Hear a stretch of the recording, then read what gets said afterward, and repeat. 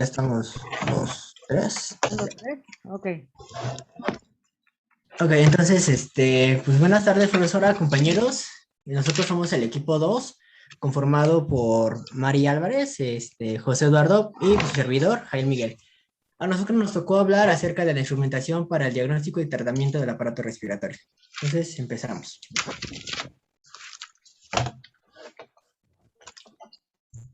Pues como ya dijo el compañero, el aparato respiratorio es un sistema que se encarga de realizar una transferencia de gases dentro de la sangre. También permite regular el pH sanguíneo. Su capacidad de intercambio es de 6 a 8 litros por minuto de aire. Y el intercambio efectivo es de 250 mililitros de oxígeno que entran al cuerpo y 200 mililitros de dióxido de carbono que salen por minuto. Es controlado desde el tallo encefálico y está conectado a este mediante los nervios y los haces corticospinales. Se encuentra formado por las vías respiratorias, por los pulmones y por una bomba respiratoria. Siguiente diapositiva, por favor. Dentro de las vías respiratorias encontramos dos secciones. La primera es la vía respiratoria superior, que consta de las fosas nasales, la faringe y la laringe. Esta parte de la vía respiratoria superior solo se encarga de calentar el aire que entra al cuerpo, separarlo del vapor de agua. La vía respiratoria inferior consta desde la tráquea, los bronquios y los bronquiolos. Y bueno, los bronquiolos ya dentro del pulmón se hacen llamar árboles bronquiales y están conectados directamente con los alvéolos. La función principal de las vías respiratorias es guiar el aire del medio hasta los alvéolos. A partir de esto se hace el proceso del calentado de aire y se captura el vapor de agua para que éste no ingrese a los pulmones. La tráquea podemos ver que está conformada por un anillo abierto desde atrás. Es aproximadamente entre 15 a 20 anillos. El último anillo tiene una forma de Y, que es la carina traqueal, que es esta que pueden ver, que es la que separa cada uno de los pulmones. Después tenemos una membrana fibrosa que se encuentra entre los cartílagos. Tenemos un músculo traqueal, que son fibras musculares lisas, cierran la parte posterior de la tráquea y se encargan de realizar el peristaltismo. También tenemos una mucosa traqueal que tapiza el interior de la tráquea, presenta glándulas mucosas y cilios vibratiles. Esta es la que se encarga principalmente de capturar el vapor de agua. Siguiente diapositiva, de favor. Luego tenemos los pulmones, que es el órgano que se encarga de la recolección del oxígeno. El pulmón derecho se encuentra dividido en 3 lóbulos y el izquierdo se encuentra dividido en 2 lóbulos. Estos están formados ya dentro de la estructura por el árbol bronquial, que está formado por un músculo liso que se conforma de cientos de ramificaciones a las cuales conocemos como bronquiolos y son las que se conectan a los alvéolos. Estas son las que permiten llevar desde la vía respiratoria hasta los alvéolos el aire. Los alvéolos están formados por colágeno, son estas bolsas hechas de fibras elásticas que se encuentran envueltas de capilares, que es aquí donde se realiza el intercambio gaseoso y debido a que se realiza este intercambio por medio de contacto, es necesario que los alvéolos cubran una gran parte de área. En sí, su área eficiente abarca un total de 100 metros cuadrados. Como podemos ver en las imágenes, podemos ver aquí en la imagen superior, vemos los pulmones, sus secciones, las ramificaciones. En la imagen inferior podemos ver cómo se vería el intercambio de gases. Tenemos el bronquiolo, cómo entra y la salida del dióxido de carbono y la entrada del oxígeno, cómo se ven los alvéolos y estos se encuentran se encuentran rodeados de los capilares. Siguiente diapositiva, por favor. Luego tenemos la bomba respiratoria. Esta es la que se encarga realmente de todo el proceso que se necesita para que se pueda respirar. Está constituida por una pleura, que es una fibra muy delgada de colágeno, envuelve a los pulmones y esta es la que permite que los pulmones se encuentren, por así decirlo, paredes de la caja torácica y también al diafragma. Esta es muy importante por la que se encarga de generar este vacío para que el diafragma después realice su trabajo y permitir la respiración. También consta de una caja torácica que está constituida por 24 costillas, 12 de cada lado, y esta provee una protección al corazón y a los pulmones. Después tenemos el diafragma, que es el músculo importante en esta acción de bomba rítmica. Como podemos ver, es un músculo en la parte de abajo que tiene una forma de domo y su contracción es rítmica y permite la respiración. Cuando el diafragma se contrae, el mismo vacío que se genera debido a la pleura hace que los pulmones se llenen de aire. Y cuando se relaja, los pulmones expulsan todo el aire. Por lo regular, dígame. No le escucho, profesor. Tiene Tiene su micrófono apagado, profesora. Ahí no se ve la pleura, ¿verdad? Ah, sí, aquí no podemos ver la pleura. De la pleura. Sin embargo, los pulmones, el diafragma y la pleura son los que logran hacer ese proceso. O sea, la pleura estaría, como lo mencionan aquí, rodeando lo que serían los pulmones, lo que sería ¿cómo se llama? El diafragma, ¿no? O sea, esto está envuelto.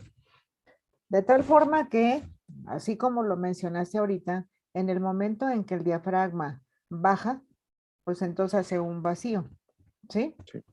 Y por esa razón uno puede meter aire sin tanto esfuerzo. De otra manera sería muy complicado. Entonces, esto está perfecto, nada más tomen en cuenta que aquí adentro hay una pleura que tiene esa función, pero fundamental, ¿no? Por ejemplo, si alguien le tiene un traumatismo, vamos a pensar que tiene una caída, y una de las costillas perfora la pleura, el paciente ya no puede respirar.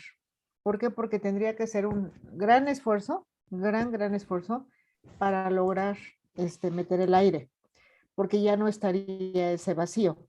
¿Sí me explico? Sí. ¿Sí? De hecho, una vez que se perfora la pleura, también estábamos investigando, se genera algo que se conoce como colapso pulmonar. Exacto. Y como no existe un vacío, cuando el Ujú. diafragma se comprime, el Exacto. aire entra por la pleura y Ajá. termina haciendo que los pulmones no se expandan. Porque empieza a haber una presión positiva en lugar de una presión negativa. Sí, De acuerdo. es correcto. Ok, perfecto. Nada más para que quede así. Está muy bien este dibujo, pero para que lo considere. Sí, profesor. Es que no encontramos otros que pudieran mostrar la pleura y al menos este movimiento que fue el que a mí me importaba. Sí, está perfecto. Ok. Muy bien. Siguiente diapositiva, por favor. Ok, aquí podemos ver las gráficas de las respiraciones. Por ejemplo, en la primera vemos una respiración normal, que podemos ver que es regular, va de 12 a 20 respiraciones por minuto, tiene un volumen definido y tiene, como se mencionó, una frecuencia igual definida. Después, en la parte de abajo, tenemos una respiración atáxica, que es una respiración con desorganización, son patrones irregulares en su frecuencia, indican lesiones dorsomediales del bulbo raquídeo. Después, tenemos una respiración bradipnea, que presenta una frecuencia lenta, indica problemas cardíacos, sobredosis de drogas o incluso problemas hormonales. Después tenemos una respiración que es hipernea, que es la famosa hiperventilación, presenta más de 20 respiraciones por minuto y es una frecuencia rápida y muy elevada. Indica sepsis en estos casos. Después tenemos la respiración de Biot, que son frecuencias irregulares. A pesar de tener un volumen definido, son frecuencias irregulares. Indican lesiones al bulbo raquídeo, indican presiones intercraneales, intoxicación por fármacos, también lo presenta. Este es muy común cuando se presenta una intoxicación debido a estupefacientes. Después tenemos la respiración de chain strokes, que indica, bueno, podemos ver un aumento y una disminución del volumen con respecto a la frecuencia. El volumen no queda definido siempre y la frecuencia también cambia. Esto indica una insuficiencia cardíaca o incluso accidentes cerebrovasculares. Después tenemos la respiración de Kussmaul, que podemos ver que aumenta la respiración tanto en volumen como frecuencia.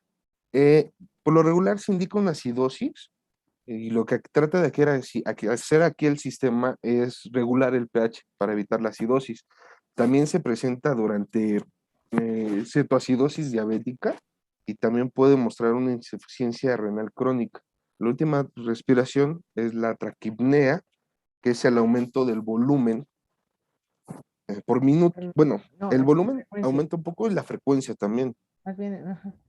Entonces, esta respiración está relacionada al agotamiento físico, pero también a emociones por parte del cuerpo, estados de euforia, en estados de miedo, en estados de enamoramiento, etcétera. O sea, Siguiente diapositiva. Ajá, no es lo mejor, ¿verdad? sí. De Ok. hecho, estaba leyendo que la traquinea realmente es la respiración más común que se llega a detectar Es muchas veces. taquipnea, taquipnea. Ujú, Traquipnea. Ok, taquipnea, ok. muy bien. Ahora pasamos al servicio encargado de estudiar como tal los problemas respiratorios, que viene siendo la neumología, que es la especialidad médica que se encarga del estudio del aparato respiratorio. Se encuentra presente a partir de los segundos niveles de atención médica, pero debido a la contingencia que estamos pasando ya la epidemia, se han adaptado ciertos hospitales de primer nivel, ciertas clínicas, perdón, de primer nivel, para poder brindar una atención básica en neumología. La neumología se encarga del diagnóstico, de la prevención y del tratamiento de las enfermedades que se presentan en el sistema respiratorio. Aquí en la gráfica, bueno, aquí en las fotos podemos ver en la parte de abajo el INER, el Instituto Nacional de Enfermedades Respiratorias, que en este momento está teniendo una importancia muy grande en el país. Siguiente, de favor.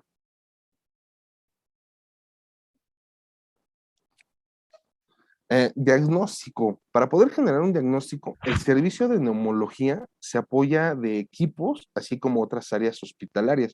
No vamos a hablar de las otras áreas hospitalarias, pero consideramos que es importante mencionarlas. Se apoyan de la imagenología, se apoyan del laboratorio clínico y de microbiología, y dentro de los equipos que utilizan es el espirómetro, coxímetro, el oxímetro y el broncoscopio, que vamos a hablar de ellos un poquito más adelante de esta presentación. Siguiente, por favor. Enfermedades. Podemos ver diversas enfermedades que atacan al aparato respiratorio. Podemos mencionar unas cuantas y también qué afecciones tienen, porque es necesario conocer la enfermedad y conocer qué es lo que estamos midiendo para saber cuál va a ser el diagnóstico adecuado. Hablaremos un poquito de la enfermedad pulmonar obstructiva crónica, que también es como conocida como EPOC, que es la enfermedad causada por el tabaquismo. Hay dos principales EPOC, que una de las principales es bronquitis crónica, la cual implica una tos prolongada con moco, y también la de efisema, perdón, la efisema, que implica un daño a los pulmones con el tiempo. De hecho, es muy interesante ver el EPOC porque a pesar de que es muy conocida, ahorita que a través de la genética se ha visto que esta ya algunos cuando nacen ya no lo tienen, y es una proteína que se llama deficiencia alfa 1 antriciptina, en el cual pues si uno no lo tiene, no lo genera desde pequeño y luego respira gases tóxicos, bueno, contaminantes, fuma, etcétera, es más prolongado que tenga una EPOC muy grave. ¿Qué se necesita para controlar el EPOC? Se necesita de oxigenoterapia. Si ya es muy grave, pero muy grave, se necesita una billotomía. ¿Y qué es una billotomía? Ah, dígame, No, no, profesora. síguele, ahorita lo comentamos. Síguele. Ah, ok. Es que como expandí mi pantalla no lo veo, no veo quién. Sí. Ok, una pequeña cirugía en el cual se llama billectomía, que es bastante chistoso porque es como la bichectomía, que solamente es quitar unas bullas con unos sacos de forma de globos. Y bueno, ¿quiere mencionar algo, profesora? Sí, bueno, quería un poquito saber acerca de la enfermedad pulmonar obstructiva crónica. O sea, de acuerdo a cómo ahorita presentaron los pulmones, ¿qué es lo que ustedes consideran que se altera? en el EPOC. O sea, Los conociendo, bronquiolos. Ajá, estos sacos que se forman en los pulmones. bueno, a ver, una es el EPOC, ¿no? Ajá. El EPOC afecta vías primarias o a los alveolos. Porque, por ejemplo, todo lo que ahorita vimos de la fisiología, la parte de las vías respiratorias altas, Afecta la vía aérea inferior, la vía aérea inferior, esto es lo los que bronquiolos. corresponde Los bronquiolos. bronquios, bronquiolos, bronquios y bronquiolos, ¿de acuerdo? Ujú. Ok, esos o sea, todo lo que son las vías aéreas superiores y todas las vías aéreas inferiores, ¿tienen alguna función en el intercambio gaseoso? Claro, claro que sí tiene un gran importancia, porque es el paso en el cual tanto pasa el aire, digamos, mm, ¿cómo le digo? Oxigenado, limpio. Ajá, oxigenado. ¿Por qué? Porque cuando entra a través de la nariz, este es filtrado y todo. Entonces, ya que es filtrado, llega ¿perdón? No. Tú dices que pasa a los bronquios, bronquiolos, Ajá. pero la pregunta es, ¿ahí se lleva a cabo intercambio gaseoso? No, profesora, se realiza No. en los alvéolos. Entonces, Ajá. no, no es el intercambio gaseoso ahí. Esas vías, todas esas vías únicamente son tubería de El conducción, paso. pura tubería de conducción. Ujú. No tiene nada de participación en el intercambio. ¿Ok? Sí, sí, sí. Es la entrada y la salida. Ok, entonces, lo que me habías dicho de que sí intervenía, no interviene. Ok. Yo pensé en la parte de que interviene de entrada y salida. No, ok, pero no interviene en el intercambio, de acuerdo, ok. Síguele. Neumonía. Bueno. La neumonía es la infección que inflama los sacos aéreos de ambos pulmones. Los sacos se pueden llenar de líquidos o de pus, lo que provoca tos con flema o pus, exactamente como les dije, perdón.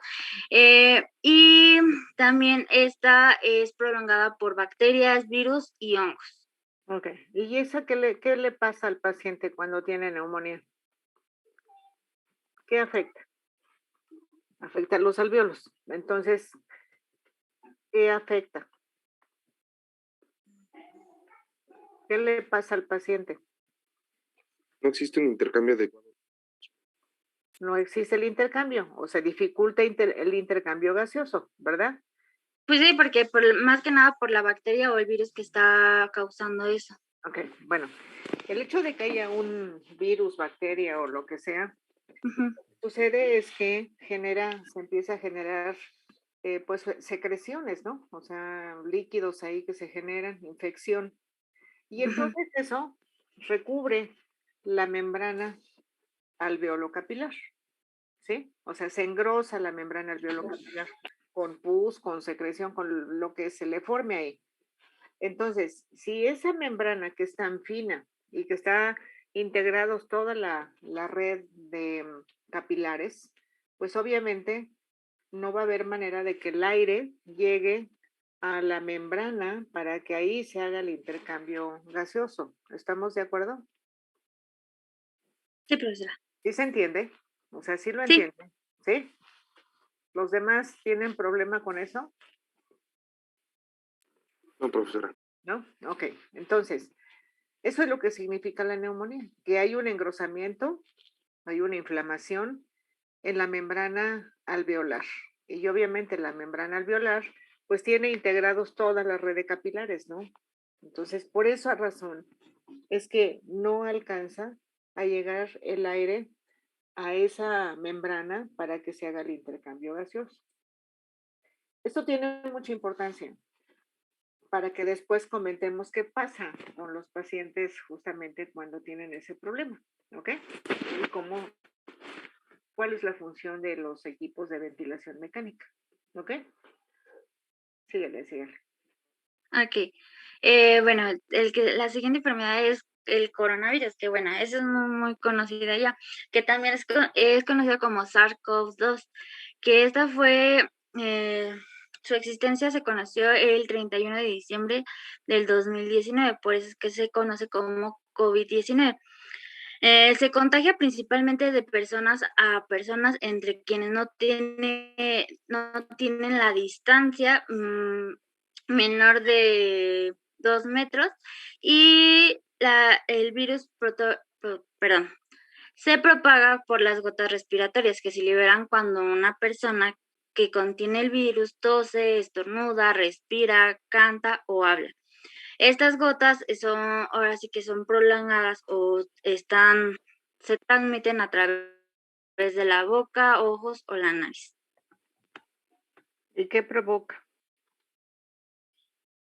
Pues ¿qué provoca? Igualmente, se convierte más que nada en forma de neumonía, Ok. porque es un virus. En el caso de que llegue y ataque el pulmón, es la neumonía.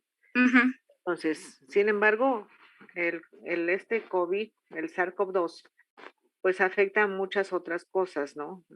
Sí, sí, sí. Afecta todo el aparato circulatorio, puede afectar todo. Entonces, bueno, ok, pero en el pulmón genera neumonía, focos de neumonía. Ujú. Sí, problemas para respirar, exactamente. Ok. La siguiente enfermedad es el ataque grave de asma. Ok, esta es una afección en la que las vías respiratorias, tanto superior como inferior, se estrechan y se hinchan. Esto puede producir una mayor mucosidad debido al hinchamiento y dificulta la respiración, causa tos. Es decir, que las vías aéreas se inflaman Ujú. y esto hace que el aire para el intercambio gaseoso no pueda entrar y no pueda salir. Y la mucosidad obstruye además el intercambio que pueda surgir de ese poco aire que entra. Esto produce tos debido a los esfuerzos que está realizando el pulmón para poder realizar este intercambio. Después tenemos la insuficiencia respiratoria, que es una afección patológica que presenta daño hacia el tejido de los pulmones, precisamente hacia los alvéolos. Esto hace que no se produzca el CO2 suficiente y exista una carga de CO2 superior en la sangre. Se dividen en tres. Tenemos la insuficiencia respiratoria aguda, que dura aproximadamente 1 hora. Tenemos la crónica, que dura varios días. Y tenemos la hipoxémica, que se deriva de otras enfermedades que dañan precisamente esta región del aparato respiratorio, que son los pulmones. El principal daño que presenta la insuficiencia respiratoria, como ya mencioné, es el hecho de que no se alcanzan a eliminar los 200 mililitros de dióxido de carbono necesario para el buen comportamiento del cuerpo. Es por eso que durante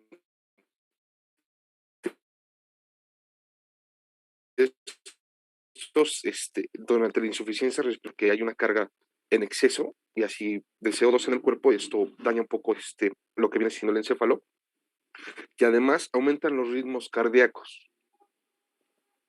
Como una respuesta a esa falta de oxigenación. Claro, de hecho me parece que es lo contrario a la acidosis, Ujú. que Hay viene siendo, ajá, acidosis metabólica y hay acidosis respiratoria. sí, Entonces tiene que haber un equilibrio, ¿no? O sea, depende del problema, puede dar una o la otra. Ujú. claro, Y es un manejo diferente. Ok. Ujú. muy bien, pues esa sería la parte de insuficiencia respiratoria. Después tendríamos lo que es una fibrosis quística. Pues la fibrosis quística es una enfermedad hereditaria que afecta lo que son las glándulas de las mucosas y sudoríparas.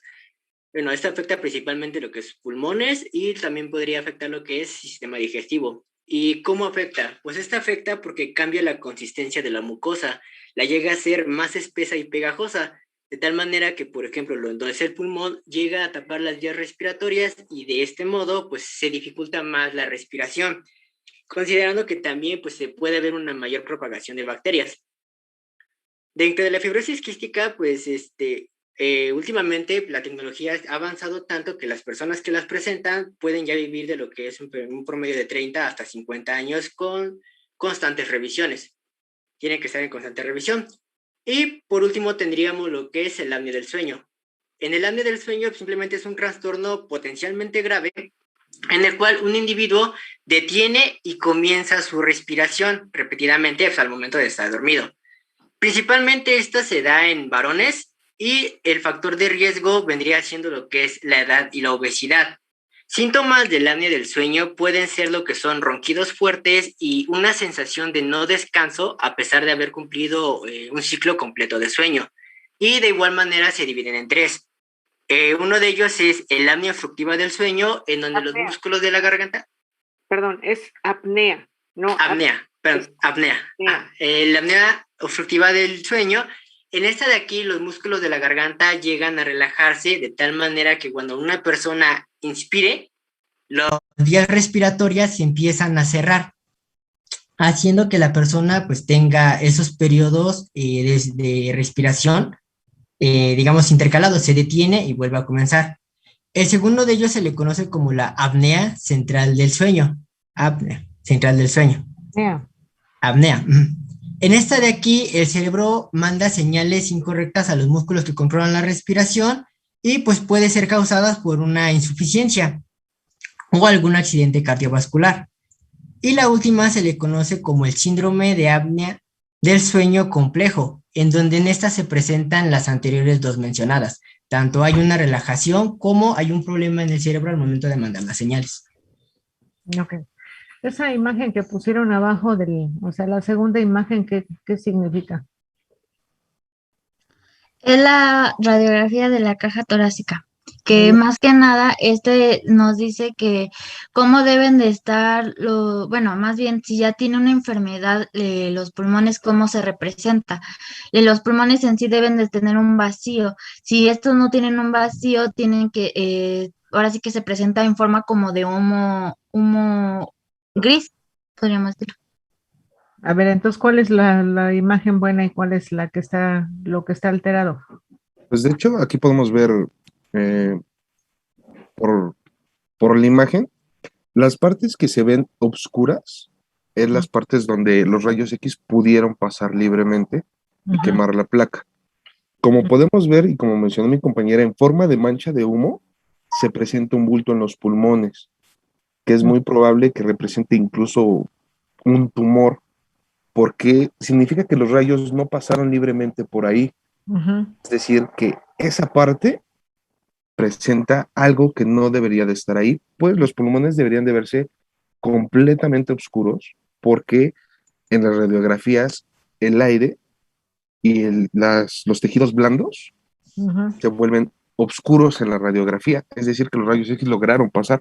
Lo que podemos ver aquí en la mancha es muy probable que sea un tumor porque es un tejido más duro que no corresponde al tejido normal del pulmón.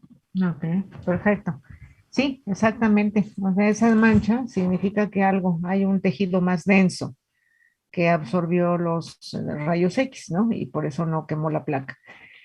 Aquí del lado derecho, si ustedes se acuerdan cómo están los lóbulos del lado derecho hay ¿cuántos lóbulos? ¿Me dijeron? 3, profesora. Y en el lado izquierdo, Solamente 2 y es más pequeño por el corazón. exacto. Entonces aquí, si ustedes ven, hay una zona que es un poco más blanca abajo. Esa es la sombra cardíaca. ¿Sí? Ahí se ve la sombra cardíaca, que es un espacio abajo donde se ve más blanco porque justamente pues ahí el corazón no absorbe parte de la radiación, ¿de acuerdo? Sí, profesor. Ok, sale pues. Entonces, la apnea del sueño esencialmente es que la respiración es irregular, ¿no? Y que de repente dejan de respirar. Hay periodos en donde dejan de respirar y luego como que otra vez, ¿no? ¿Quién es el encargado de decirnos respira? El bulbo raquídeo. Ok, el bulbo raquídeo lo que tiene es todo el sistema de nervios, ¿no? O sea, pero, pero ¿cómo sabe el bulbo raquídeo cuando hay que respirar? Pues de cierta manera, si no me equivoco, el bulbo raquídeo tiene una programación bioeléctrica el cual manda un potencial de acción hacia el diafragma. Es decir, lo tiene programado para hacerlo por frecuencias, a Pero, ciertos tiempos. ok, si lo hiciera por frecuencia, o sea, vamos a pensar que la frecuencia es 12, 15 o 18, ¿no? O sea, esto tendría que ser una cuestión muy dinámica en el sentido de que, pues, por ejemplo, si yo estoy hablando, voy a respirar de una manera mucho más irregular que alguien que no esté hablando, ¿sí? Entonces, el bulbo raquídeo no lo hace. Hay algo más, o sea, ¿qué pasa cuando nosotros voluntariamente tomamos aire, mantenemos la respiración y podemos estar a lo mejor un minuto o más, ¿no? Y luego tenemos que respirar.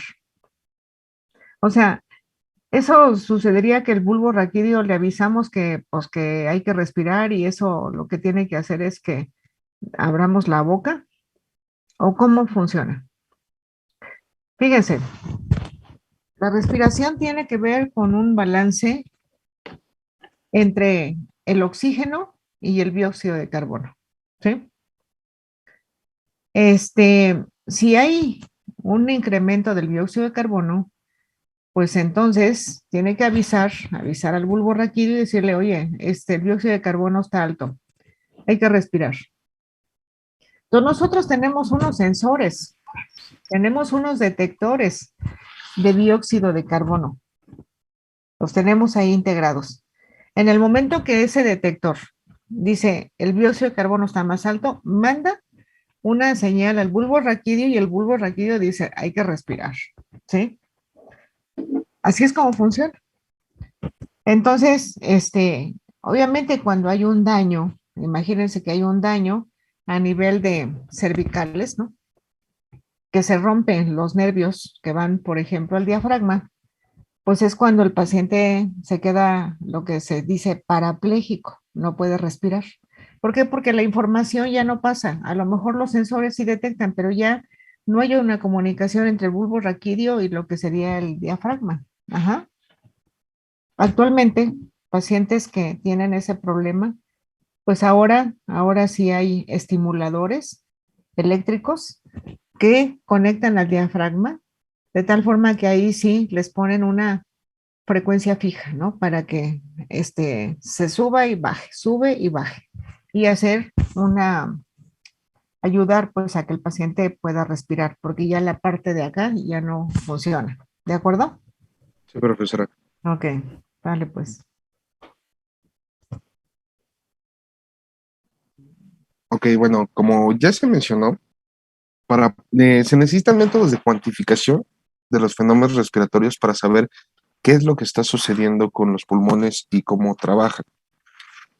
Si podemos apegarnos a esto, el sistema respiratorio es el sistema que se encarga del intercambio entre el sujeto y el ambiente.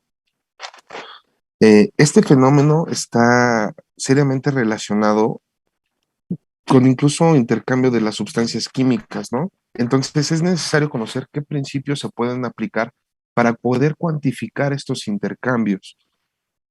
Los principios que voy a mencionar no vamos a explicarlos porque se verán más adelante, pero es necesario conocer la mecánica respiratoria, es necesario conocer la propiedad de los gases, la famosa ley de las presiones de los gases, es necesario conocer los volúmenes torácicos, que es este promedio que nos indica cuál es el volumen aproximado de cada sujeto para saber si está bien o está mal. Necesitamos conocer las curvas de ventilación y de perfusión, necesitamos conocer gradientes de oxígeno y presión arterial. Como se coloca aquí, pues el conocimiento de estos factores y más que nada la relación que existe entre ellos para poder aplicarlo en esto que nosotros sabemos que es el intercambio entre el sujeto y el ambiente, es lo que nos va a permitir cuantificar los fenómenos y saber qué está sucediendo y cómo podemos medirlo o qué sistema podemos implementar para poder realizar una medición principalmente y lo que sería nada de esto sea invasivo. Siguiente, por favor.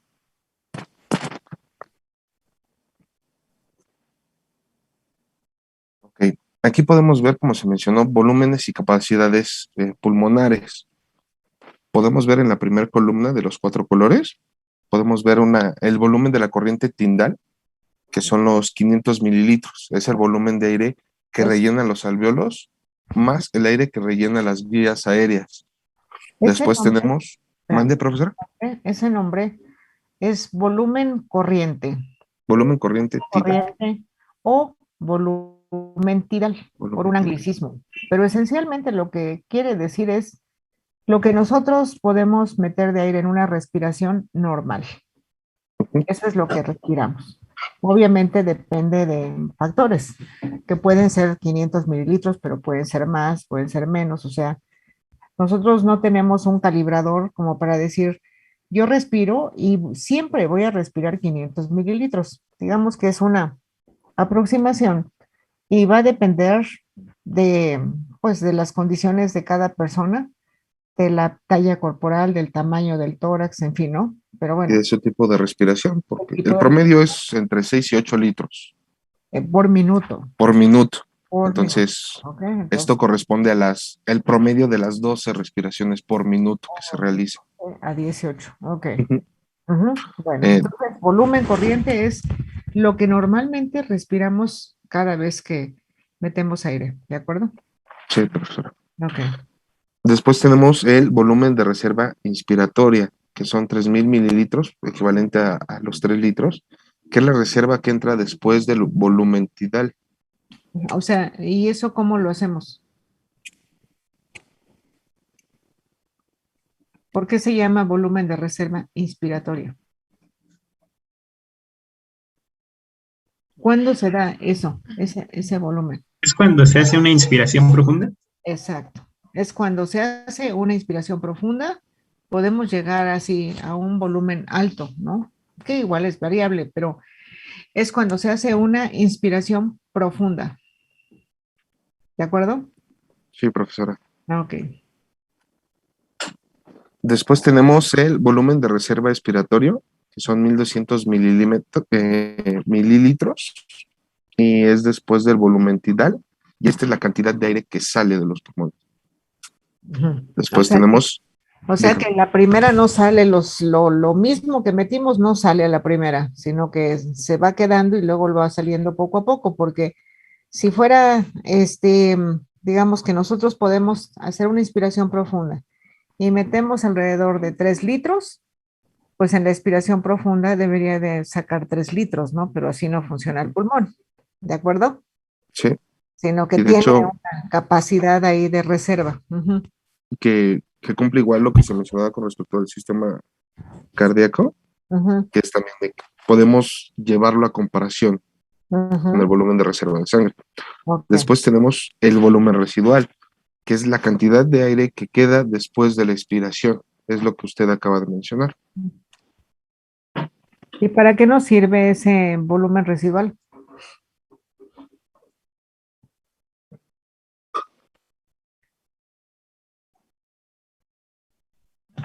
Nos ayuda más que nada porque los pulmones no se pueden quedar vacíos. Exacto.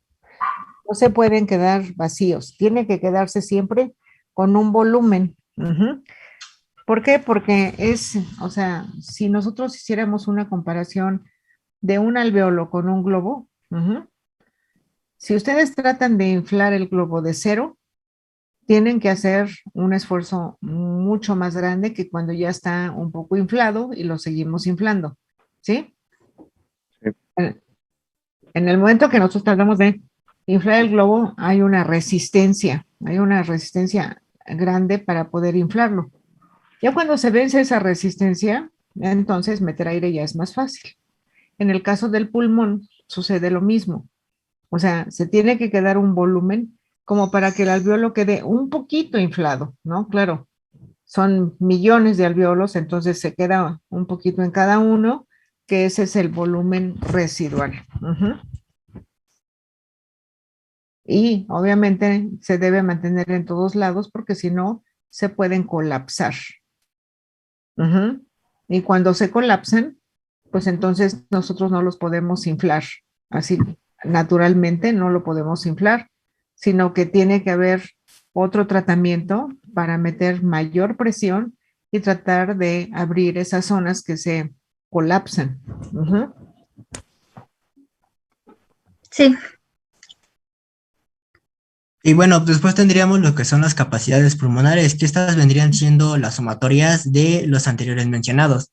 Por ejemplo, en la barra, aquí se ve lo que es la capacidad inspiratoria. De esto nos dice que es la suma de este, como volumen corriente y el volumen de reserva inspiratorio. La suma de estas dos nos va a dar lo que es una capacidad inspiratoria. Con estas, como se está viendo todo lo que dice C y después B, o sea, todas las capacidades vendrían siendo entonces la suma de lo que nosotros conocemos por los volúmenes pulmonares. Tenemos después lo que es la capacidad funcional residual, que esa vendría siendo la suma de el volumen residual y el volumen respiratorio expirado, de reserva expirado. Ujú. Tenemos después la capacidad pulmonar total, que viene siendo la representación de la café, que esa se la vendría siendo la suma de las anteriores mencionadas. ¿Y la capacidad vital cuál es? La capacidad vital es aquella que se hace durante la inspiración, la inspiración máxima y una expiración máxima. Inspiración máxima. Ok. Eso es lo que de manera natural nosotros podemos meter aire y sacar aire, ¿de acuerdo? Esa es la capacidad vital. Ujú. Entonces, por ejemplo, ¿qué pasa con los deportistas? ¿Cómo andarán sus volúmenes y sus capacidades?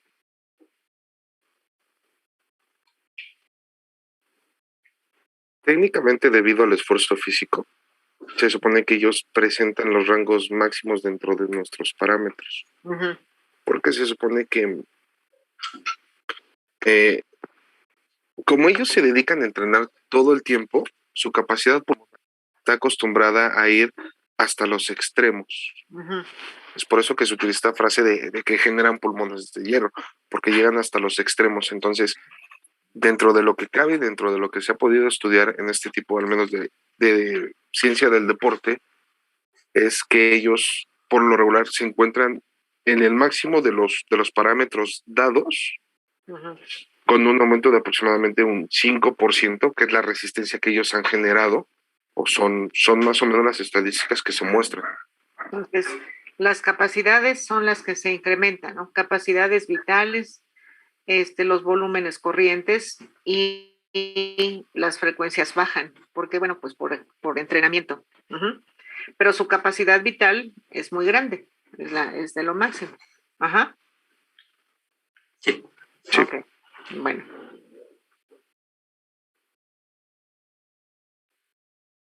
Pues ya después tenemos lo que son los estudios y los instrumentos para el diagnóstico. El primero con el cual empezamos nosotros y el más básico es el oxímetro. Este es un aparato que se creó en Japón a partir de los años 70 y su principal uso o su principal estudio se planeaba que fuera para estudios cardíacos. Al ver que esto no les funcionaba, pues alguien se preguntó, ¿y qué pasa si lo si lo usamos para estudiar la hemoglobina, el oxígeno en la sangre? De tal manera, pues que fue teniendo ciertas transformaciones hasta lo que conocemos hoy, que es un aparatito con forma de pinza que se coloca en el dedo. Este aparatito sigue un principio que se le conoce como del Lambert-Beer. Este principio nos habla de la relación que hay entre un aparato que emite cierta luz y las propiedades de otro para poderlo aceptar. En el caso de un oxímetro, este emite dos tipos de luz, una que es una luz roja y otra que es una luz infrarroja. De tal manera que cuando se está midiendo, la sangre oxigenada es la que acepta la mayor cantidad de luz infrarroja y deja pasar la luz roja, que es aceptada por un fotodiodo, si no me recuerdo. Fotodiodo. Y también fotodiodo, y también tenemos la sangre desoxigenada, que en este caso acepta la mayor cantidad de luz roja y deja pasar la mayor cantidad de luz infrarroja. Y de este modo hace un promedio y nos da lo que es una saturación de oxígeno. Estos valores van de lo que es... Sí. Fotodiodo. Fotodiodo. No, diodo, de diodo de electrónica. Ah, diodo. Ajá. Diodo. ¿Sí? Fotodiodo. Fotodiodo. Eso Fotodiodo. es lo que... Ok. Bueno. Okay. Entonces, estos valores van de lo que es del 0 al 100. Se consideran valores buenos, o sea, excelentes, si la concentración está por arriba del 95%. Se consideran buenos si está del 90 hacia arriba y por debajo de este ya se presenta una complicación que se le conoce como hipoxia. La hipoxia no es más que una desaturación de oxígeno, o sea, hay menos cantidad de oxígeno en la sangre. Este es un método no invasivo y pues este es un aparato que, dado a la pandemia, se dio a conocer bastante. A ver, bueno, se dio a conocer de manera masiva, ¿no? Uh-huh. O sea, este principio se ha utilizado hace 30 años en equipos de monitoreo en hospitales, ¿no? Claro que ahora pues el volumen de producción y todo esto, permitió que fuera, que tenga un costo accesible, ¿no? Y que sea hoy, pues, una manera de poder tener una vigilancia, ¿no? A ver, justamente ahí se habla de que la oxigenación buena, muy buena, está arriba del 95%. La buena del 90% en adelante. Y la mala o la desaturación, pues esto. ¿Por qué pasa eso con el COVID? A ver. ¿Por qué se desatura el paciente? De acuerdo a lo que hemos visto ahorita. Muy simple, porque como es una enfermedad que ataca los pulmones, se va a dificultar el intercambio de oxígeno. Es decir, que no va a haber suficiente oxígeno, no van a existir esos 250 mililitros de oxígeno entrando a la sangre. Entonces, los promedios normales, que podemos decir la saturación del 100% de oxígeno, comenzará a caer, porque no existe este intercambio de oxígeno. Por el problema que se encuentra en la membrana alveolo-capilar. Exactamente, no va a permitir que... No va a permitir, ok. Entonces, si estamos en ese punto, ¿qué hacemos para que mejore el paciente? Bueno, si una persona está por debajo del 90%, se le empezaría a administrar lo que es la oxigenoterapia o se le empieza a administrar oxígeno. Ok, ¿y cómo funciona entonces eso? Normalmente, nosotros, o sea, en condiciones normales, ¿qué porcentaje de oxígeno respiramos? Se respira aproximadamente el 21%, que es el que se encuentra en el medio ambiente. Ok, perfecto. Cuando nosotros le ponemos a una persona un concentrador de oxígeno, ¿cuánto es lo que nosotros mandamos de oxígeno al paciente? Dependiendo de cuánto necesite para poder saturar arriba del 90%. Okay. ¿Y cuáles son los parámetros que da un equipo, un concentrador de oxígeno? O sea, si estuviera el paciente en el hospital, las líneas centrales del hospital que tienen oxígeno, ¿a qué porcentaje pueden darlo? Pues puede ser hasta el 100%, ¿sí? Puede ser hasta el 100%. Sin embargo, normalmente no se usa oxígeno en 100% porque tiene otro tipo de afectaciones. Pero en los concentradores de oxígeno, ¿cuál es el porcentaje de oxígeno que da un oxigenador? ¿Da el 100%? No, puede dar creo que hasta el 90% y se administra a 10 litros por minuto. Puede ser hasta el máximo 93%. O sea, un concentrador en muy buenas condiciones da hasta el 93%, que es una alta concentración. Ajá. Ahora, ¿cuánto se le tiene que poner al paciente? Pues normalmente se empieza con volúmenes bajos, ¿no? 3 litros por minuto, por decir algo. Y tienen que esperar a ver qué tanto mejora la saturación. Si no es suficiente con 3 litros, pues le suben a 5. A 5. Y eventualmente dicen, no, bueno, hoy hay concentraciones de 10 litros por minuto. 10 litros por minuto de oxígeno al 93% es muy alto. Entonces, ¿qué significa? Que a pesar de tener un volumen muy alto, un flujo de oxígeno alto, está siendo insuficiente. Entonces, la cuestión aquí con lo del COVID es que si con 5 litros de oxígeno no está teniendo una mejoría en su oxigenación, lo que tiene que hacer es irse al hospital. ¿Por qué? Porque se requiere un manejo hospitalario. que no es únicamente el oxígeno, sino otro tipo de terapias, medicamentos, antibióticos, etcétera, etcétera, ¿no? O sea, los concentradores de oxígeno no son el remedio del COVID, son la ayuda que puede dar para mejorar la oxigenación cuando el paciente no tiene una neumonía ya puesta, ¿sí? Si el paciente ya tiene una neumonía, el oxigenador no le va a ayudar, ¿de acuerdo? Jóvenes. Sí, profesora. Por esa razón, muchas veces cuando los pacientes que tienen COVID y que los dejan avanzar, pensando en que un concentrador de oxígeno de 5 o de 10 litros les va a ayudar, no les va a ayudar.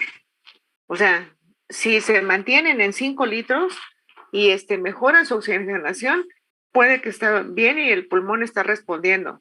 Si necesitan de más, lo que necesitan es un hospital, porque no va a funcionar. Por eso muchas veces lo que pasa es que el paciente llega ya con la neumonía, con insuficiencia respiratoria, con todas unas complicaciones y ya se vuelve difícil. Uno, porque necesitan un ventilador, un respirador de alto volumen para ayudar, que eso lo veremos después, ¿no? Y a veces no sale, porque ya está muy avanzado el problema. ¿Sí me explico? Sí. ¿Ok? Sí, Ok. profesora. Entonces, este tipo de aparatos ayudan al monitoreo, o sea, ¿por qué se hace la medición en los dedos? Porque es la parte más lejana del corazón. Y porque aparte es la zona en donde más fácil se puede hacer la medición para ver qué tanto hay una saturación de oxígeno en los eritrocitos que están pasando por ahí en el dedo. Uh-huh. O sea, los eritrocitos lo que captan es el oxígeno. Entonces, la cantidad de oxígeno que capten, pues es lo que justamente va a poder detectar el oxímetro. Uh-huh. Muy bien. Sin embargo, por ejemplo, si una persona tiene, así como yo, pintados los dedos, o sea, con barniz, no funciona. Va a parecer como que hay una saturación baja. ¿Por qué? Porque hay una resistencia al paso de la luz para que llegue justamente a la circulación. Uh-huh. Entonces, si la persona tiene las uñas pintadas, no va a funcionar el oxímetro. No es que esté mal, es que no va a funcionar porque no logra pasar la luz o hace una medición incorrecta. ¿De acuerdo? De acuerdo. Sí, Ok. profesora. Dale, pues. Seguimos. La broncoscopía. Este procedimiento, usamos un aparato que se llama broncoscopio para observar el interior de la tráquea, los bronquios y bueno, ahí no va a llegar de hecho a los pulmones, que tan a fondo, no, pero sí al inicio.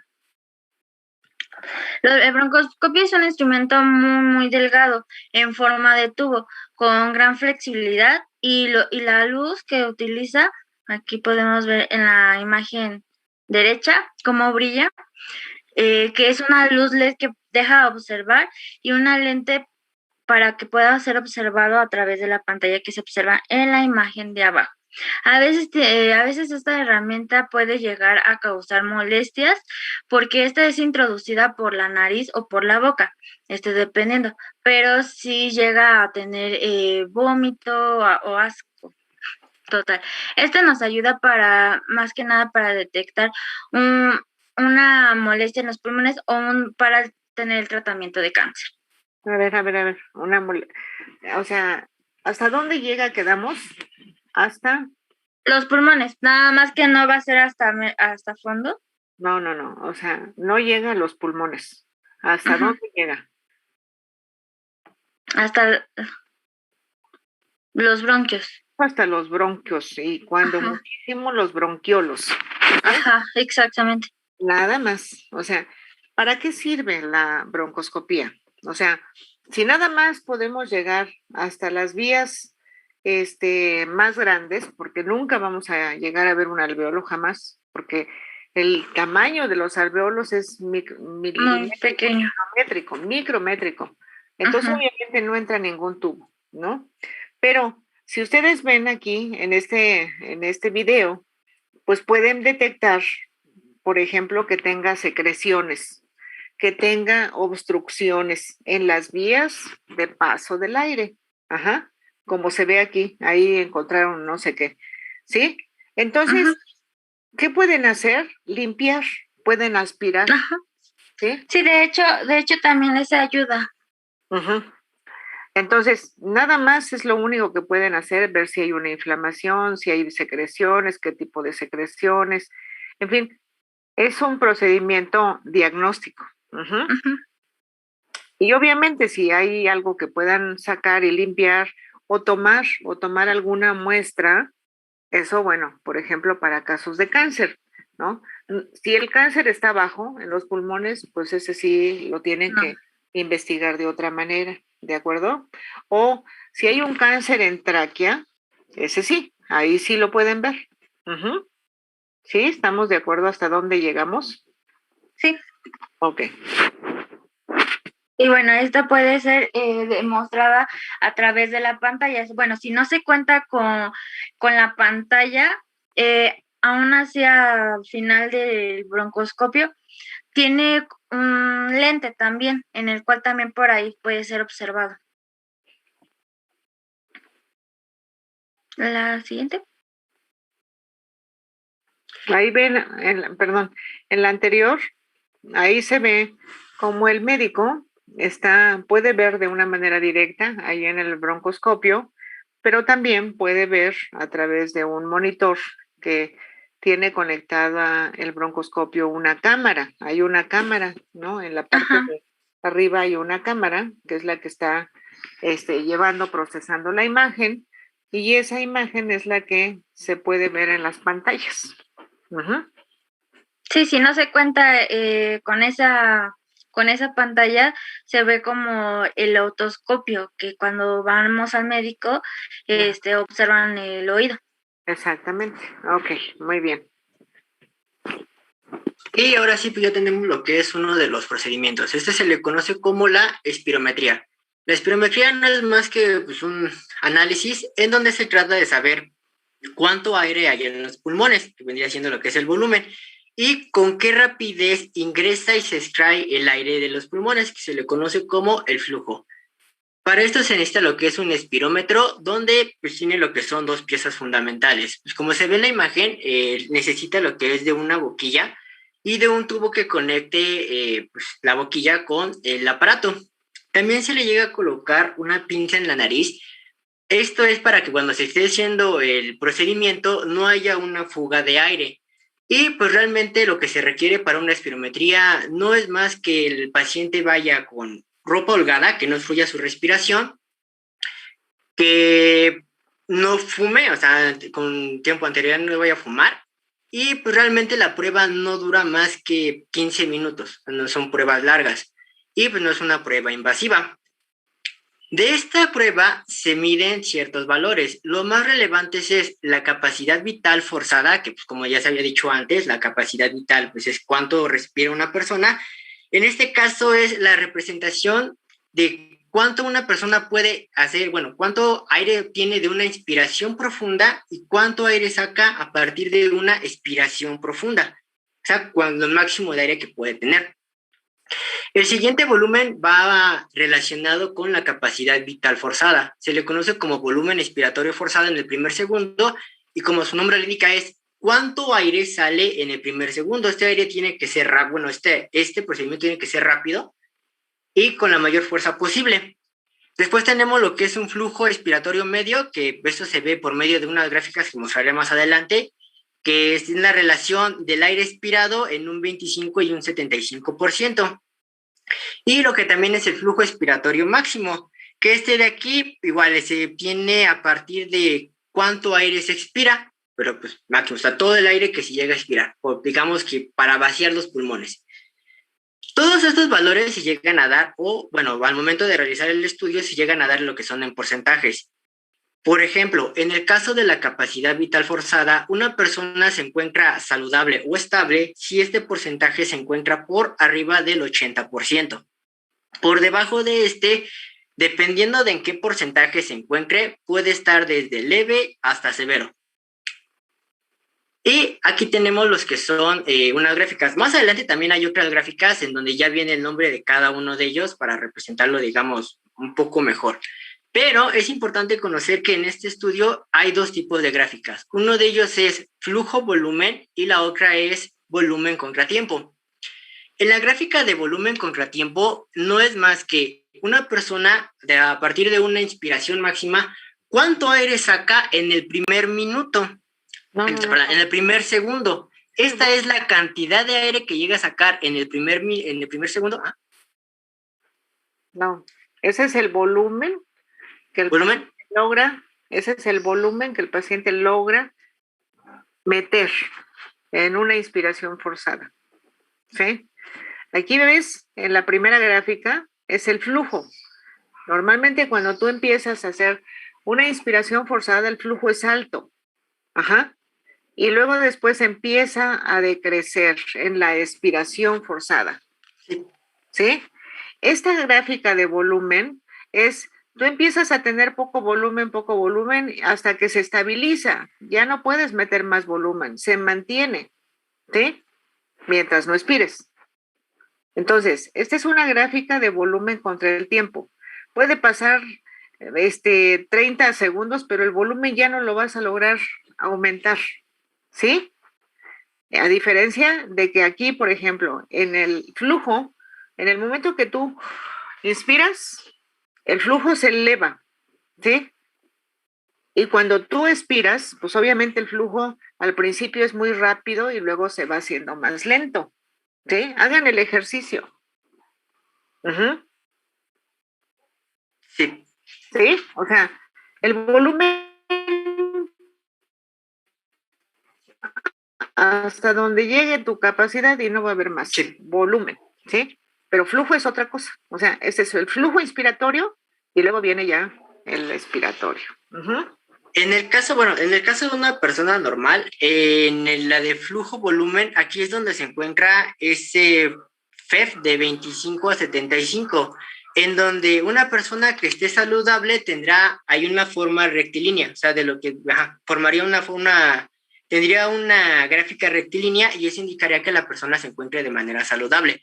La primera gráfica que se encuentra de la parte izquierda, en la parte de abajo, ese ya es de una persona que tiene un patrón restrictivo. En un patrón restrictivo es una limitación en la expansión del tejido pulmonar o una alteración en el tejido de la pared torácica. Las gráficas son muy semejantes, pero como se menciona, el pulmón tiene cierta complicación para poderse expandir y pues de esta manera no llega a tener la misma cantidad de aire. Y la otra gráfica pues representaría lo que es un patrón obstructivo. En este de aquí se presenta porque en las vías respiratorias hay algún problema para poder expulsar este aire, ya sea por causa de una mucosa o alguna enfermedad como el asma, el EPOC y la fibrosis. De hecho, al momento de expulsar el aire, se puede ver cómo se genera una curva en la de volumen-tiempo. Y lo mismo sucede con la de flujo-volumen. De tal de que tenga un comportamiento rectilíneo, se empieza a generar lo que es una curva. Como se llega a ver, bueno, en este tipo de gráficas, este es el comportamiento en donde dice espirometría normal. Este es el comportamiento que debería de tomar una persona que esté saludable, o sea, que se encuentre en sus parámetros normales. Forma lo que es una línea, una rectilínea. En el caso de la obstructiva, la expiración llega a formar una curva. En la obstructiva severa ya presenta algunos problemas, digamos que en el porcentaje expiratorio forzado durante un segundo. Como les he comentado, esto es por porcentajes, o sea, se llega a representar por porcentajes. En la obstructiva severa lleva a tener una expiración forzada durante el primer segundo por debajo de un 30%, y existe una relación entre el volumen expiratorio forzado durante el primer segundo y la capacidad vital forzada. En la obstrucción severa también se encuentra lo que es por debajo de su normativa, que vendría siendo del 70%. En la espirometría restrictiva llega a suceder que sí puede salir el flujo, bueno, sí se llega a sacar el aire, pero es menor porque, pues, como les había comentado, el pulmón tiene un problema para expandirse. Entonces, al momento de sacar aire, pues este va a sacar una menor cantidad. Y existe también lo que es una mixta, tanto una obstructiva como una restrictiva, en donde se ve que la gráfica es pequeña y forma esta curva que se había mencionado antes. La parte de acá abajo de las gráficas, por lo que yo estoy investigando, es una representación, digamos, semejante a las anteriores. Lo único que se caracteriza de una de la otra es que la sección de arriba representa la expiración de la persona y la parte de abajo representa la inspiración de una persona. En estos estudios de espirometría, el valor que más interesa son los valores expiratorios, cuánto aire se está sacando de una persona. Y aquí, como se puede ver en la tabla, pues tenemos los valores normales de lo que vendría siendo la capacidad vital forzada, el volumen expiratorio forzado durante el primer segundo, la relación que existe entre estos dos y el volumen expiratorio de lo que es del 25 al 75. Pues ya, como les digo, estos se presentan por porcentajes y dependiendo de qué tipo de patrón se obtenga, va a ser que esté aumentado y que esté disminuido. Por ejemplo, en un valor obstructivo tenemos que la capacidad vital forzada va a estar de manera normal. ¿Cuál va a ser el problema? Al tener un problema al sacar el aire, esta persona pues no va a poder eliminar todo el aire en el primer segundo, sino que va a ir sacando poco a poco. Por eso es que dice que en el valor del primer segundo está disminuido. Por ende, los demás valores también lo van a estar. En el valor restrictivo podemos ver que la relación que existe entre el valor expiratorio, bueno, el valor expirado durante el primer segundo forzado y la capacidad vital forzada van a estar dentro de un parámetro normal o disminuido. Aquí el problema va a ser que la persona, al no poder expandir bien su pulmón, pues no va a tener la misma aceptación de aire, pues si al momento de sacarlo, si no hay mucho aire adentro, pues tampoco va a ser mucho aire que la persona va a poder sacar. Y es por eso que les mencionaba que esta gráfica de aquí, la de donde dice espirometría restrictiva, se ve más pequeña que una normal, porque no llega a ver una cantidad, digamos, grande de aire. Sí se llega a expandir en su totalidad, pero no llega a tener una buena aceptación de, bueno, una gran capacidad de aire. Y eso es lo que yo encontré de lo que vendría siendo la espirometría. Estas nada más las puse para que vieran que existen los dos valores. O sea, se mide lo expirado y lo inspirado. Pero lo principal, lo que se muestra son los valores expirados. Exacto. Sí. La coximetría. Este es un equipo muy fácil de utilizar y mide el monóxido de carbono en el aire expirado en partes por millón. ¿Cómo funciona? El paciente debe de realizar una inspiración profunda y mantener por lo menos 9 segundos. Después procederá a expirar lentamente y prolongada y completa. ¿Qué vamos a medir en esta? Bueno, ¿qué se mide? Los valores de monóxido de qué tanto un paciente en verdad está diciendo la verdad de que se está fumando o está dejando de fumar. Y podemos observar los valores promedio, que podemos ver que por no fumar debe de ser 6 partes por millón. En un fumador ocasional que nada más fuma un cigarro, 2 cigarros tal vez, debe de ser entre 6 a 10 partes por millón. Un fumador aquí ya con mayor, ahora sí que de 2 cajetillas hasta el día, ya debe de ser de 10 por millón. Este sí afecta porque puede decir cuánto, en verdad, si está dejando de fumar o no y cuánto monóxido de carbono tiene sus pulmones. Si llega a tener un porcentaje algo, bastante, llega a tener un coma o hasta llegar hasta la muerte.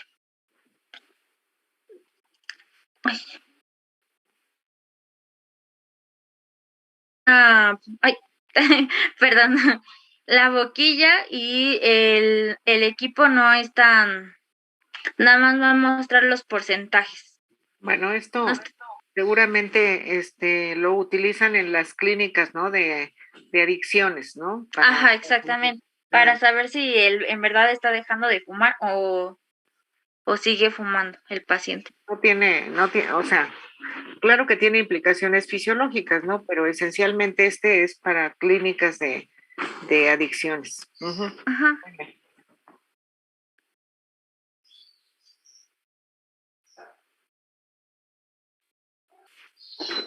Y pues ahora vendríamos lo que es el tratamiento, o sea, lo que ocupamos para tratar este tipo de enfermedades.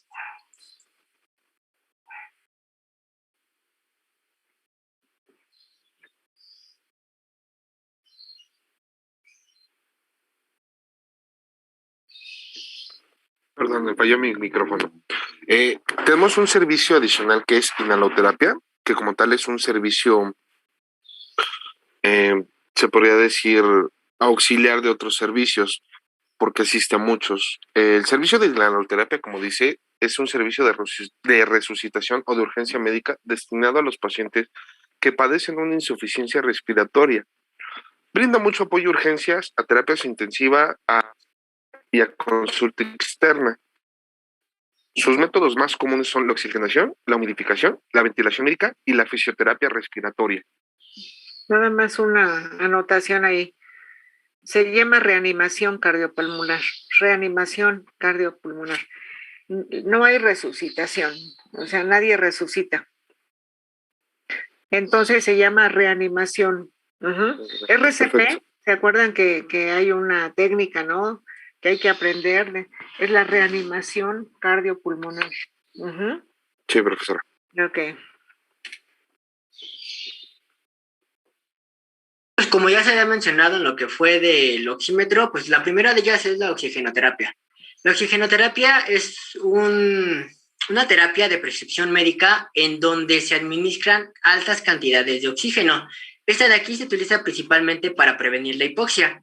Y pues para ella bueno, para entender bien lo que es la oxigenoterapia, se dan 4 elementos.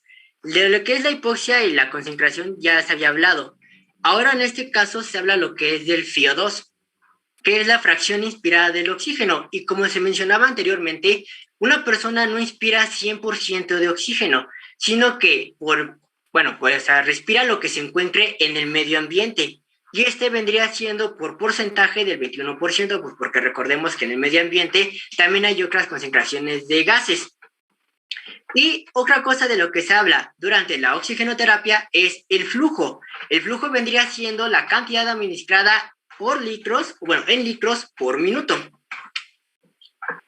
La oxigenoterapia se puede administrar por lo que vendría siendo un tanque de oxígeno. El tanque de oxígeno tiene 3 componentes principales. El primero de ellos es un manómetro. Como se indica en la primera imagen, es un indicador de cuánto aire comprimido queda todavía sobre el tanque. Y las unidades que se manejan son las PSI o libras por pulgada cuadrada. Otro de ellos, y el más importante, es el flujómetro. Ese es el que se encuentra en la parte de abajo. El flujómetro, indica cuántos litros por minuto se van a administrar. Y lo pueden encontrar de 2 maneras. Uno de ellos es el que tiene como una pequeña aguja, la cual indica en qué cantidad o cuánto se va a administrar. Y la otra de ellas la va a indicar por medio de esa bolita negra que tiene. Esa bolita va a elevarse dependiendo de la cantidad de oxígeno que se esté administrando. Y a continuación se le van a hablar un poco sobre los humidificadores. Los humidificadores más que nada ayudan a agregar humedad al aire. Estos benefician más que nada para ¿cómo se dice? Piel seca o cuando tenemos la garganta literal seca con poca tos, etcétera. Bueno, tenemos varios humidificadores, que tenemos vaporizadores, que estos usan electricidad para crear vapor, el cual se enfría antes de salir de la unidad. pero sin embargo existe el riesgo de quemar la piel y las personas deberían evitar estos vaporizadores, perdón, con los niños o que si hay niños alrededor. También tenemos los humidificadores ultrasónicos. En lugar de utilizar electricidad, estas unidades usan vibraciones para vaporizar el agua. Después continuamos con los evaporadores. Estos producen humedad al soplar el aire para evaporar el agua. Si nos damos cuenta, todos, lo que hace la finalidad es evaporar el agua. El humidificador impulsor, dígame. Nada más una cosa, a ver. Cuando nosotros damos cosas adicionales para ayudar a los pacientes, tenemos que ver de qué manera se les puede ayudar. Si el paciente va a respirar por la nariz, el oxígeno de un concentrador de oxígeno o el oxígeno de la toma de oxígeno del hospital viene seco y el aire también debe venir seco, ¿sí? No debe tener humedad.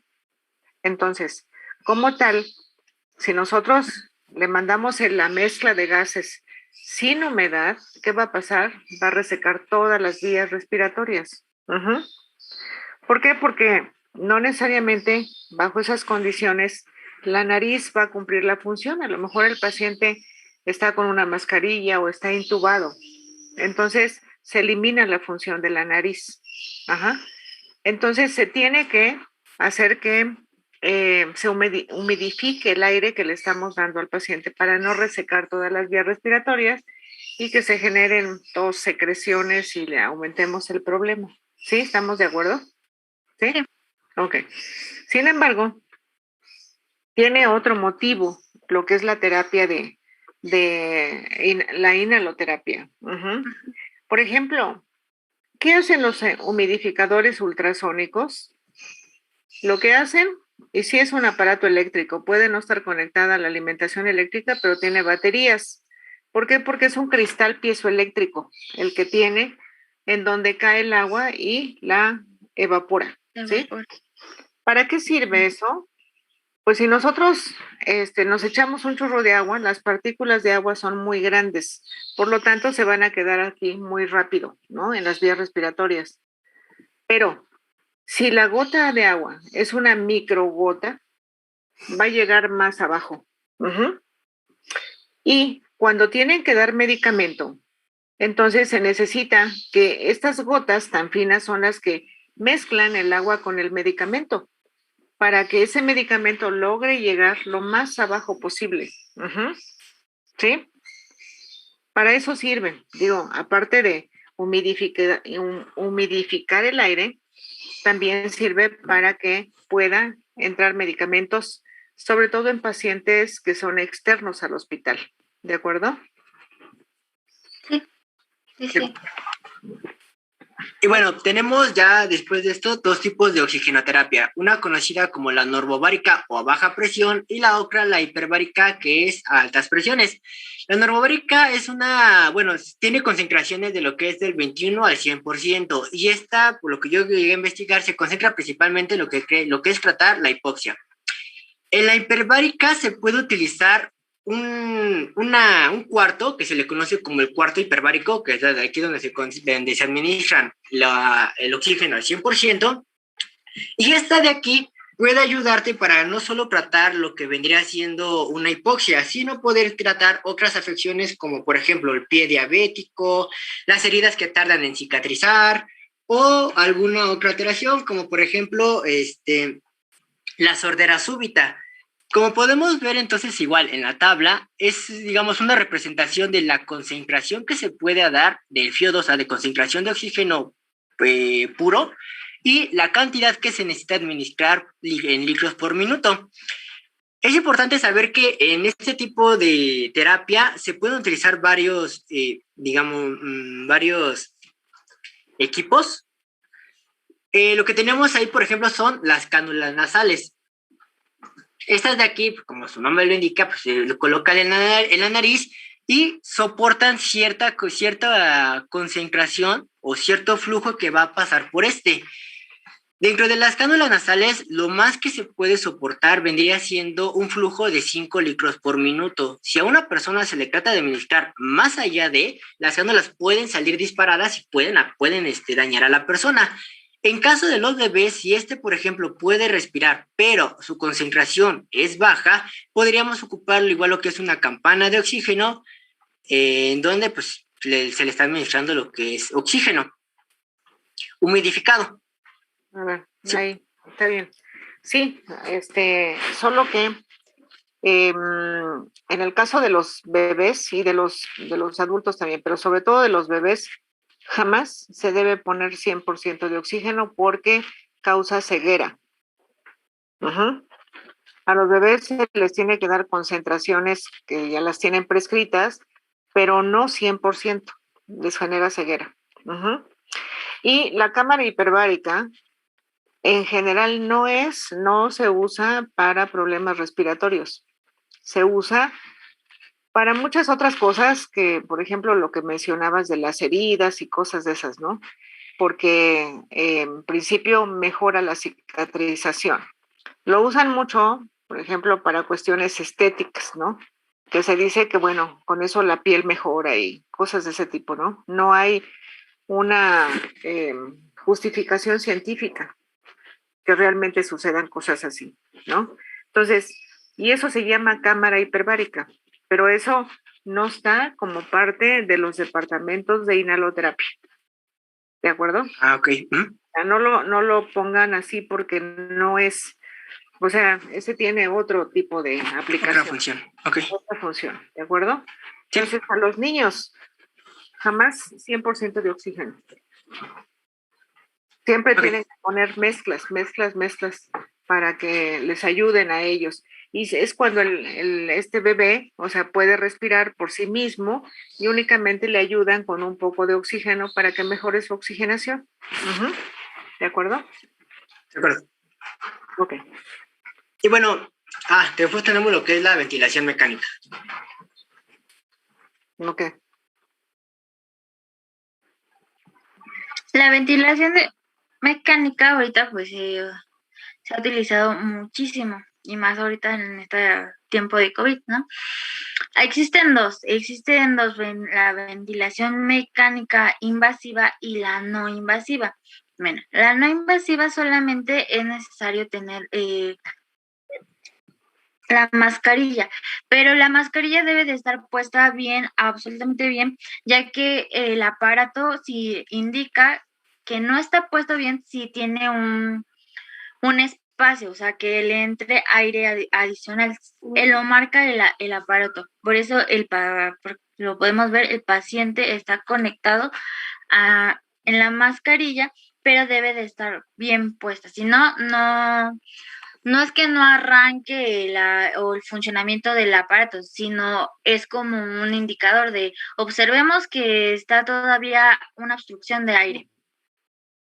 Bueno, esta como tal nada más es la parte de la mascarilla y también tenemos la invasiva, en la cual la invasiva ya es a través de colocar un tubo de traqueostomía en el cual el médico debe de colocarla a través de la tráquea para abrir las vías respiratorias con el fin de suministrarle oxígeno a la persona.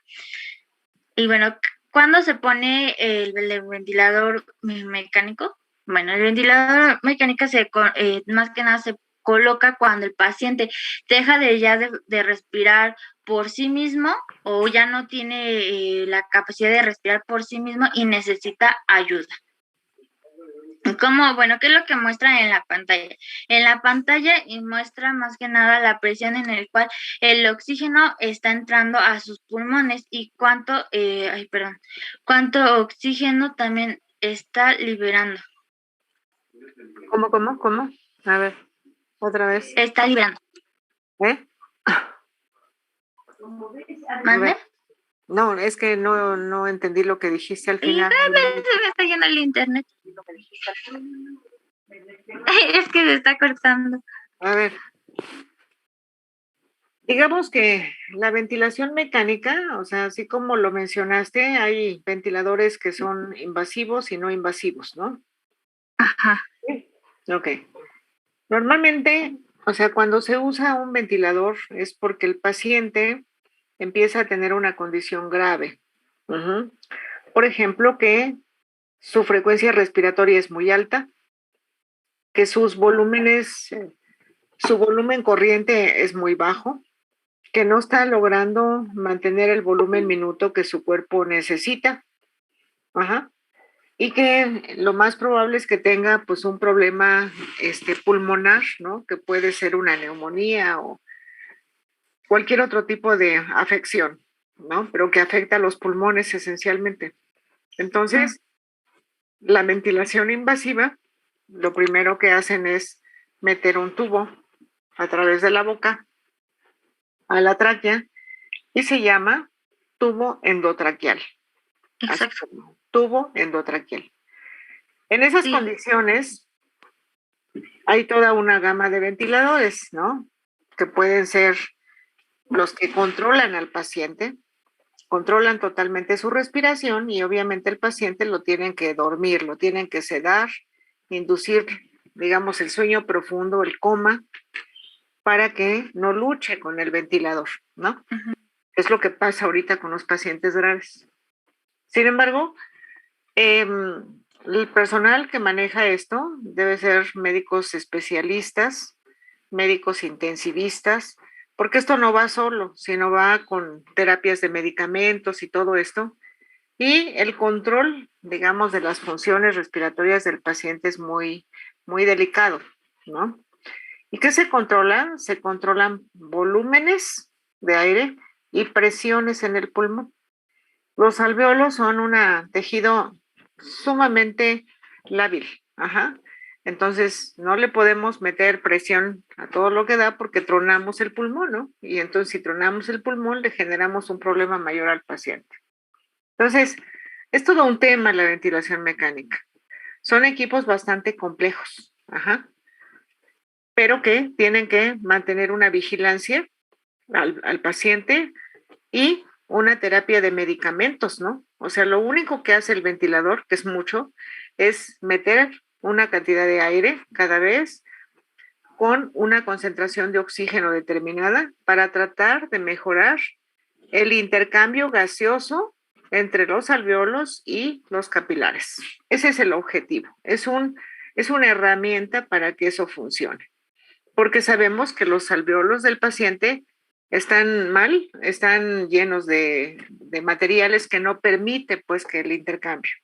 Y para eso necesitan meter aire de mayor volumen, a mayor presión, para tratar de encontrar espacios por donde pueda haber ese intercambio gaseoso. A veces se logra y a veces no. Uh-huh. Cuando no se logra, pues es cuando el paciente fallece, porque la terapia tiene que ir tanto la parte de medicamentos para atacar la infección como la parte del ventilador para tratar de ayudar a meter el oxígeno y que el paciente siga funcionando. Si no hay suficiente oxígeno a los tejidos, al cerebro, todo, el paciente va a fallecer. Punto. ¿Sí? Pero son complejos los equipos porque tienen varias formas de ventilación que ya se va a ver, ustedes lo van a ver en otra materia, que hay una gran variedad dependiendo de la patología que tenga el paciente. No hay un solo tipo de ventilador, hay muchas variantes. Y actualmente los ventiladores tienen varias formas de funcionamiento para tratar de adecuarse a las necesidades del paciente. ¿De acuerdo? Uh-huh. Los no invasivos es cuando el paciente sale de la etapa crítica con un ventilador que controla toda su función y está mejorando y entonces quitan el tubo y únicamente dejan la mascarilla. ¿Pero qué quiere decir eso? Que el paciente ya está respirando por sí mismo, ya no necesita de un aparato que le controle inspiración, expiración. Uh-huh. ¿De acuerdo? ¿Sí? ¿Jóvenes? Sí, profesora. Ok. Ahora, por ejemplo, este segundo dibujo que está aquí abajo, en el lado derecho abajo, ¿ese qué es, María? Ese es el no invasivo. Es el no invasivo. ¿Y para qué Ajá. se utiliza? ¿Mande? Ese diagrama, ¿qué es? ¿En qué caso se está utilizando? ¿El no invasivo? Ese dibujo. Por eso, el de no invasivo. No invasivo, ajá. Se utiliza cuando el paciente todavía puede respirar, bueno, no respirar como tal, sino todavía puede forzar un poco más a sus pulmones. No, sí respira. O sea, Ajá, sí. sí respira. Pero como tal, el invasivo literal ya no puede respirar literal por sí mismo. No. Bueno, o sea, ese dibujo que pusiste ahí corresponde. Ella no. Ese dibujo corresponde a los equipos que se utilizan para la apnea del sueño. ¿Sí? ¿Recuerdan, jóvenes? Que dijeron que hay pacientes o hay personas que tienen apnea del sueño y que tienen respiración irregular. Entonces, este aparato, este que tiene ahí el paciente, es un aparato que se llama CPAP. ¿Qué quiere decir CPAP? Quiere decir que es un equipo que mantiene un flujo continuo, un flujo de aire continuo. Ese flujo llega a la mascarilla que tiene el paciente y entonces de esa manera le mantienen una cantidad de aire para que pueda ser más fácil su respiración. Eso es lo que significa CPAP. Es un sistema de apoyo con una presión continua de aire para que de ahí el paciente pueda tomar y que se evite que durante el periodo de apnea, el paciente se quede sin oxigenación y le afecte el cerebro. Esa es la cuestión.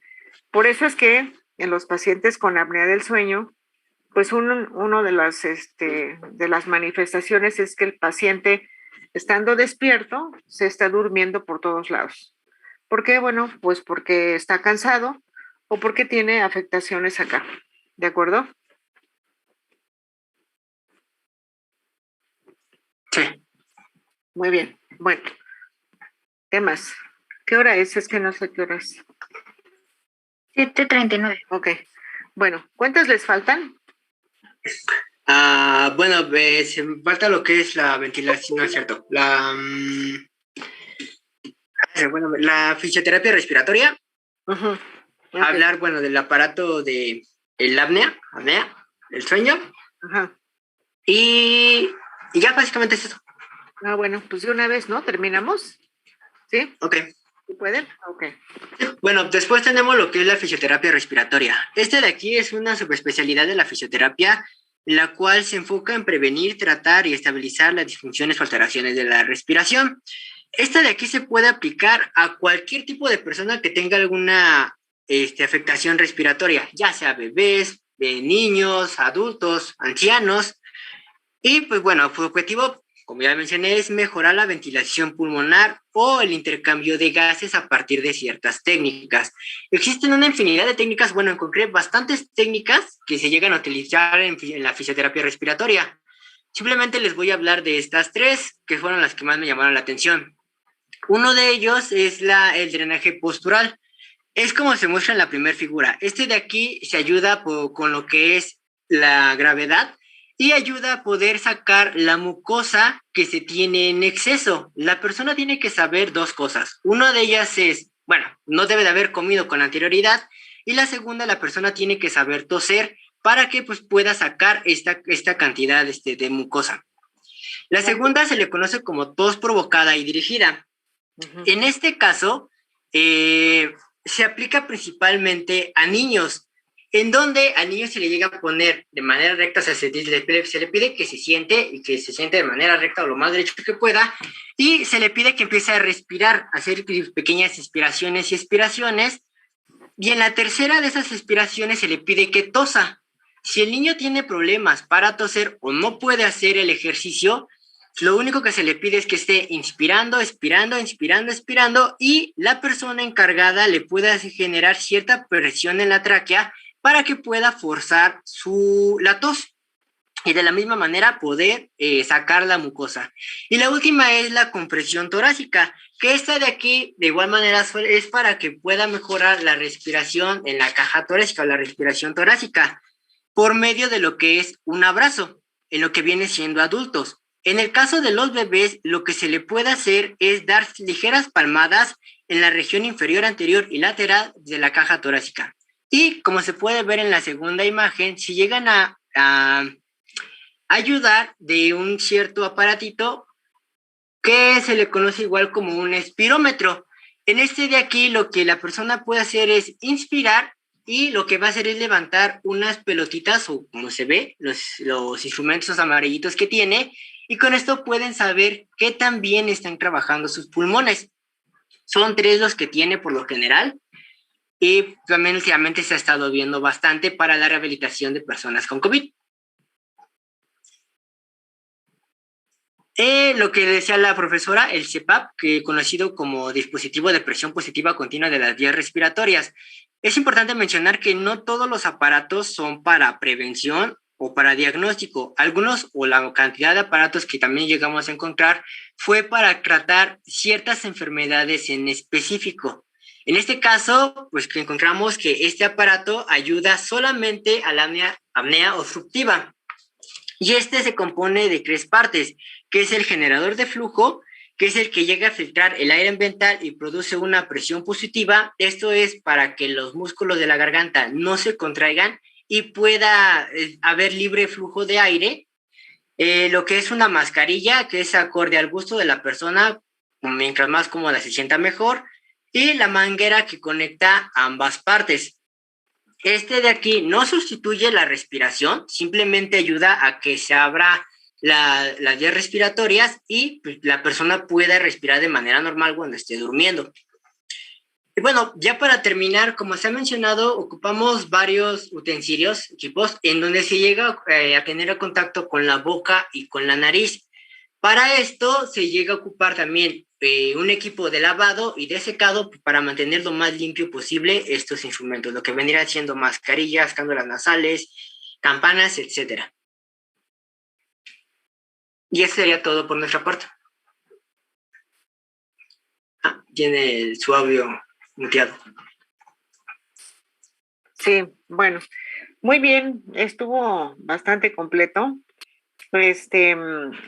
Solo un comentario de la última diapositiva. Hoy no se están haciendo limpieza de cánulas y ninguna cosa así por cuestiones de seguridad.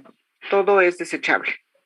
De hecho, anteriormente sí se lavaban las mangueras, eran mangueras, los ventiladores más gruesas, porque eran reusables, ¿no? Sin embargo, pues hay siempre el riesgo de que no sean lavadas adecuadamente, de que no se garantice que estén estériles y que pueda haber infección entre pacientes, ¿no? Entonces, ahorita todos los materiales, o sea, mangueras, mascarillas, la mayoría de las mascarillas son desechables, los tubos endotraqueales son desechables, ¿de acuerdo?